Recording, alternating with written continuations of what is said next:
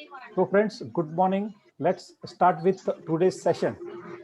आज हम लोग बात करने वाले हैं स्टार फैमिली हेल्थ ऑप्टिमा। मुझे एक बार सब लोगों को म्यूट करना जरूरी है। मैं अभी सभी को म्यूट कर रहा हूँ, कंप्लीट म्यूट। इसके बाद जब सेशन प्रेजेंटेशन पूरा होगा तो हम लोग इसको अनम्यूट करेंगे और आप लोग उसके ऊपर question answer, will have question answer and हम लोग उसके ऊपर ओपन डिस्कशन करेंगे। ओके, तो अभी मैंने आपको फिलहाल टाइम बिंग के लिए सबको मैंने म्यूट कर दिया है। तो फ्रेंड्स, जो लॉन्ग अवेटेड, बहुत दिनों से जिसका चर्चा था मीडिया में, न्यूज़पेपर में, मैगजीन्स में, टीवी में, हर जगह पे यही चर्चा थी कि भाई insurance companies are going to increase the premium and that will be around 10%। Premium को इंक्रीज करने की आवश्यकता क्यों थी? क्योंकि लास्ट ईयर जो था, लास्ट फाइनेंशियल ईयर हम लोग यदि देखें तो एकदम इंश्योरेंस कंपनी की हालत पतली हो चुकी है। पतली हो चुकी है इन द सेंस, जो क्लेम दिए गए हैं ना, क्लेम और मतलब ओवर क्लेम हुए हैं। मैं आपको सीधी सी सिंपल सी बात बताऊं ना, तो आप ये देखिए कि कोविड का जो क्लेम है उसका एवरेज 2 लाख रुपया क्लेम पड़ रहा है। पिछले साल जो हम लोगों ने क्लेम दिए हैं कोविड के अंदर, तो कोविड के क्लेम का एवरेज लगभग 2 लाख रुपया पड़ रहा है। तो सोचिए अपना कितना क्लेम गया होगा। तो हर इंश्योरेंस कंपनी के हालात थोड़े से ठीक नहीं है because of this claims. Claims तो देना है, देखो पॉलिसी होल्डर है, यदि उसने पॉलिसी लिया है तो क्लेम तो देना ही है। आईआरडीए ने ऐसे भी सभी को मतलब अलाउ कर दिया था कि विदाउट परमिशन, मतलब विदाउट अप्रूवल भी आप लोग 5% प्रीमियम बढ़ा सकते हो। ठीक है ना? तो इसके बाद में अब हालात ऐसे आ गए हैं कि हर इंश्योरेंस कंपनी अपना प्रीमियम को रिवाइज करने जा रही है। तो यहाँ पर भी हम लोगों ने इस star family health optima policy को थोड़ा सा रिवाइज किया है। Most of the features are same. क्या चेंजेस है ये हम लोग इसके साथ ही साथ डिस्कस करेंगे। करेक्ट? देखिए, it's a time for change. Change बहुत जरूरी था, क्योंकि यदि चेंज नहीं होगा, कोई इंसान या एनीथिंग यदि चेंज नहीं होगा तो time will be very difficult. यदि हम यहाँ पर प्रीमियम चेंज नहीं करते हैं तो naturally time will be difficult. Last revision in family health optima was in May 2017, आपको याद होगा। तो 4 साल के बाद में, मतलब कंप्लीट 4 इयर्स के बाद में इसमें थोड़ा सा रिवीजन किया जा रहा है। So it's time for change. ये लॉन्च होगा इन सिस्टम फ्रॉम 14 मई, 14 मई से इसका लॉन्चिंग है और ये अपने सिस्टम में अवेलेबल हो जाएगा with revised features and revised premium. तो इसके लिए मैंने आपको कहा है कि भी है ना, आप 11th 12th 13th में ये 3 दिन तक पुराना प्रीमियम पे आप पॉलिसी को बेच सकते हो। ठीक है, आप ज्यादा से ज्यादा लोगों तक पहुंचने का कोशिश कीजिए और पुराना प्रीमियम में उनको पॉलिसी दीजिए। इससे फायदा ये होगा कि अगला आदमी जो अपना डिसीजन थोड़ा सा प्रोलॉन्ग कर रहा है वो जल्दी से आपका इसके अंदर आ जाएगा और एटलीस्ट ये साल तो कम प्रीमियम में अपना लाभ ले सकता है। स्पेशली जहां पर एज पेंड चेंज होने वाला है ना, वहां पर तो उसको बहुत बेनिफिट हो जाएगा। याद रखना भाई, 45 से 46 अगले साल जा रहा है या अभी इस साल जाने वाला है बीच में, तो उसको काफी बेनिफिट हो जाएगा। तो 14 मई से ये सिस्टम में आ जाएगा। It is time for change. जो रिवीजन है इसके अंदर, that are as per the standardization guidelines of IRDA. IRDA ने सभी प्लान को धीरे धीरे आप ये एज पर स्टैंडर्डाइजेशन करने के लिए कहा गया था। आपको पता होगा जैसे लाइफ इंश्योरेंस पॉलिसीज में करीब 2-3 साल पहले जब ये चेंजेस आए थे और कहा गया था कि भी 1 जनवरी से सारे के सारे प्लान चेंज हो जाएंगे, समथिंग लाइक दैट। तो आप लोगों ने बहुत धूम मचा दी थी लाइफ इंश्योरेंस पॉलिसी सेल करके, एक इतिहास बनाया था आपने। तो ये फैमिली हेल्थ ऑप्टिमा में भी आपको एक इतिहास बनाने का मौका मिल रहा है।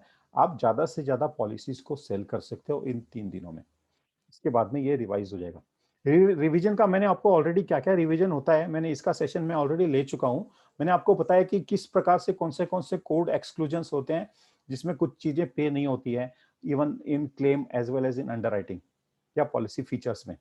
तो ये जो इसमें भी फैमिली हेल्थ ऑप्टिमा में अभी तक जो चल रहा है वो पुराने टर्म्स कंडीशन के हिसाब से था, और अब रिवाइज्ड गाइडलाइंस जो स्टैंडर्डाइजेशन की है आईआरडीए की, उसके हिसाब से इस प्लान को मॉडिफाई, नॉट मॉडिफाई, रिवाइज किया गया है। ठीक है, 31 जुलाई 2020 तक पुराना प्रीमियम पर पॉलिसी को रिन्यू किया जा सकेगा।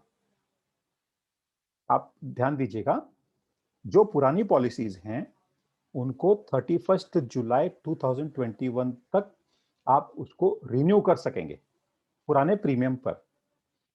ऑप्शनल है, यदि किसी को पुराने से नए में आना है तो वो आ सकता है इन 3 महीनों के दौरान भी, टिल 31 जुलाई 21। आगे ना बात समझ में, तो आप ये इस बात को समझ लो कि आज जब 14 तारीख को प्लान सिस्टम में चेंज होगा तो नया प्रीमियम इफेक्टिव में आ जाएगा, बट पुराने पॉलिसीज जो रिन्यू होंगी 31 जुलाई 2020 तक उनको पुराने प्रीमियम पर रिवाइज किया जा सकेगा। लेकिन 31 जुलाई के बाद, दैट इज 1 अगस्त ऑनवर्ड, सारे रिन्यूअल्स नए प्रीमियम पर आएंगे। आप इस बात को नोट कर लीजिए। देखिए, मैं आपको सारी बातें एडवांस में इसलिए बता रहा हूं ताकि आप ये मैसेज अपने कस्टमर्स तक पहुंचा सकें। आज का सीन थोड़ा सा अलग है। कस्टमर इज वेल अवेयर कि प्रीमियम चेंज होने वाला है। इवन कस्टमर बार बार पूछ रहा है कि भाई प्रीमियम कब चेंज होगा, ठीक है ना, अब मेरे को इस बार ज्यादा प्रीमियम देना पड़ेगा क्या। तो customer knows it very well कि premium will be changed due to the covid claims. तो पुराना रिन्यूअल अप टू 31 जुलाई 2021, उसके बाद में रिन्यूअल्स भी नए प्रीमियम पर किए जाएंगे, राइट।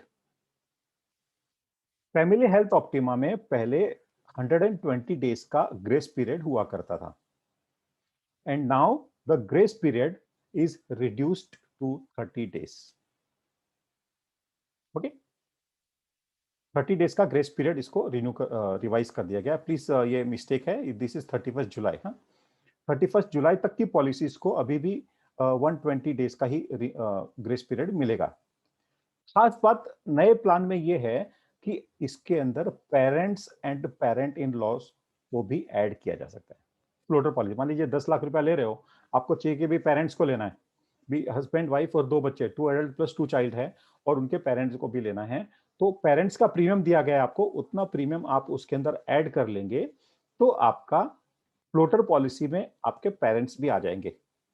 आपको पता है जिस प्रकार से आरोग्य संजीवनी में आप पेरेंट ऐड करते हैं, उसी प्रकार यहां पर parents and parent in law को भी ऐड कर सकते हैं और एक ही पॉलिसी में कवर कर सकते हैं।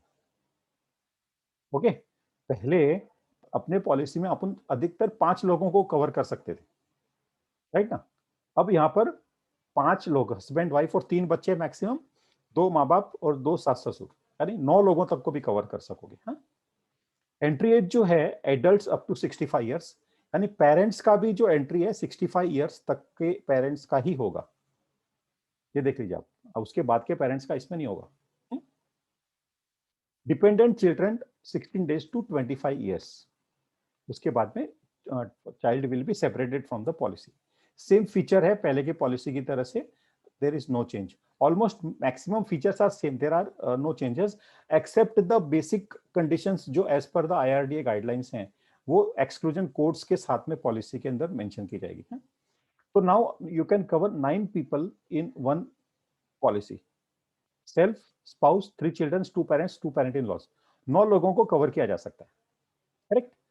तो एक पॉलिसी में 9 लोगों को अब कवर कर सकते हैं।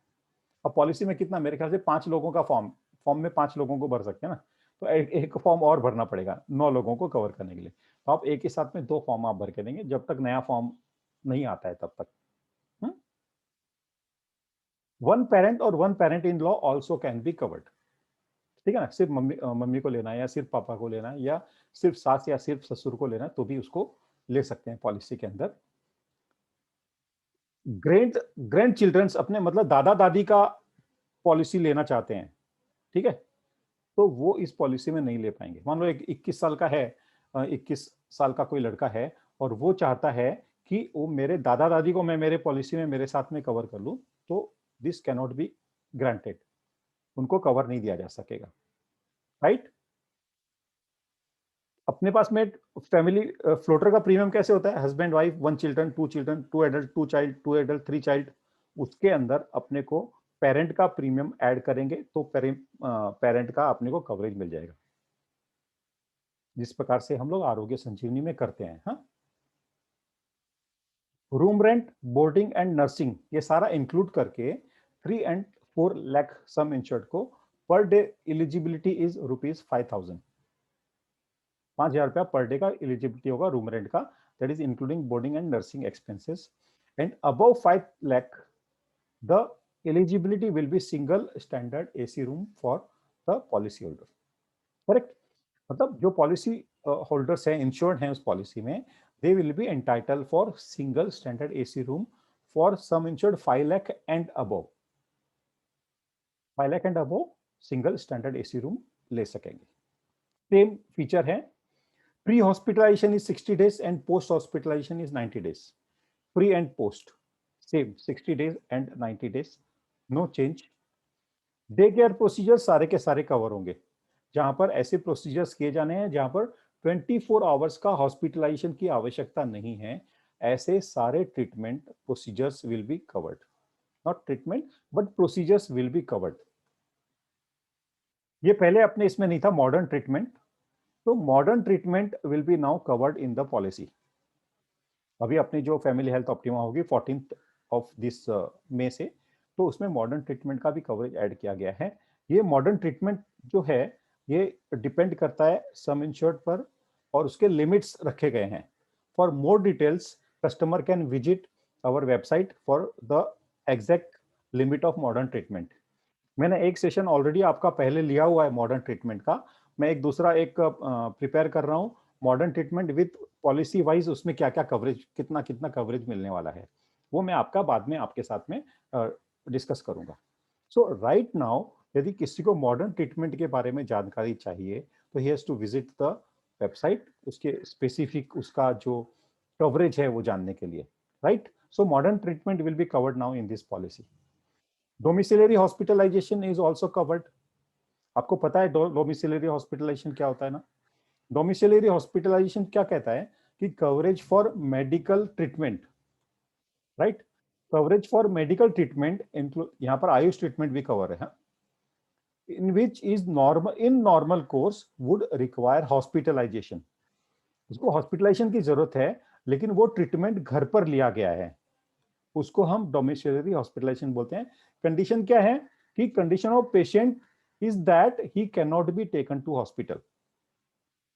पेशेंट को हॉस्पिटल ले जाया नहीं जा सकता है ऐसी स्थिति में, और patient is taking treatment at home on account of non availability of room at hospital. तो आजकल ऐसा बहुत सारा हो रहा है। हाँ? Maximum 3 days domiciliary hospitalisation can be paid. आशा करता हूं आपको ये domiciliary hospitalisation is clear everyone. So coverage of medical treatment in normal course में जो हॉस्पिटलाइजेशन में लेना होता है वो घर पर लेता है। कंडीशन ऑफ पेशेंट ऐसी होती है कि भी उसे हॉस्पिटल में नहीं ले जाया जा सकता। साथ ही साथ पेशेंट घर पर ट्रीटमेंट लेता है क्योंकि उसे वहां पर हॉस्पिटल में रूम नहीं मिल रहा है। और ये डोमिसिलरी हॉस्पिटलाइजेशन जो होगा that will be paid for maximum 3 days।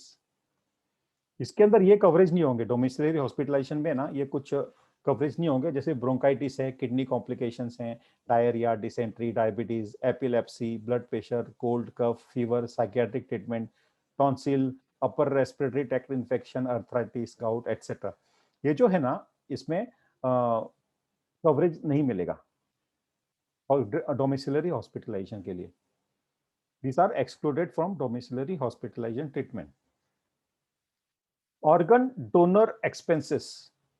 Organ donor expenses will be 10% of sum insured and maximum up to 1 lakh rupees. Okay, same. All features are almost same. Here also this is the same thing. Okay, 10% of sum insured, maximum rupees 1 lakh. Health checkup benefit will be given for every claim-free year. Right? Health checkup benefit every claim-free year available है। Okay, सो कितना होगा ये मैं आपको बताता हूं।